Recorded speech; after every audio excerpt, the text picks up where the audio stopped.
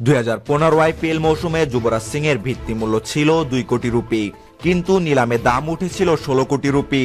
আইপিএলে এই দাম এখনো রেকর্ড, অথচ দামের রেকর্ড করা সেই ক্রিকেটারই 3 বছরের ব্যবধানে দেখেছে নির্মম বাস্তবতা।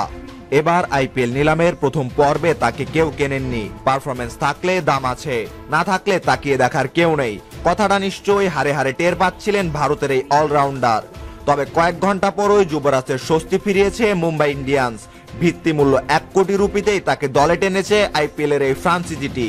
ভারতের 2011 বিশ্বকাপ জয়ের অন্যতম নায়ক ছিলেন যুবরাজ।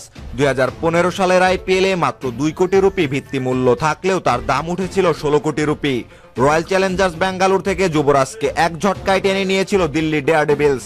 সেটি ছিল আইপিএল ইতিহাসে সবচেয়ে বেশি দামে খেলোয়াড় বিক্রির রেকর্ড। 2014 সালেও তার দাম ছিল 14 কোটি রুপি, কিন্তু 2016 সাল থেকেই নামতে থাকেন যুবরাজের দাম।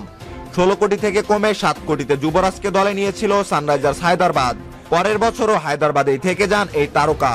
2018 সালে 2 কোটি রুপিতে কিংস 11 পাঞ্জাবে পাড়ি জমান তিনি।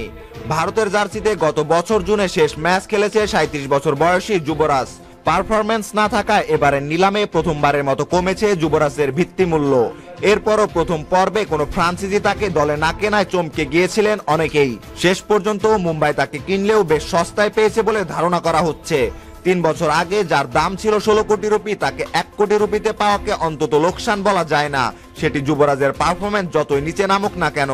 তবে যুবরাজ এখন মাঠে কি করেন সেটাই কেবল দেখার বিষয়। যুবরাজ সম্পর্কে আপনার মতামত জানিয়ে কমেন্ট বক্সে কমেন্ট করতে ভুলবেন না। ক্রিকেটের নিত্য নতুন সকল সংবাদ সবার আগে পেতে আমাদের চ্যানেলটি এখনই সাবস্ক্রাইব করুন। ধন্যবাদ।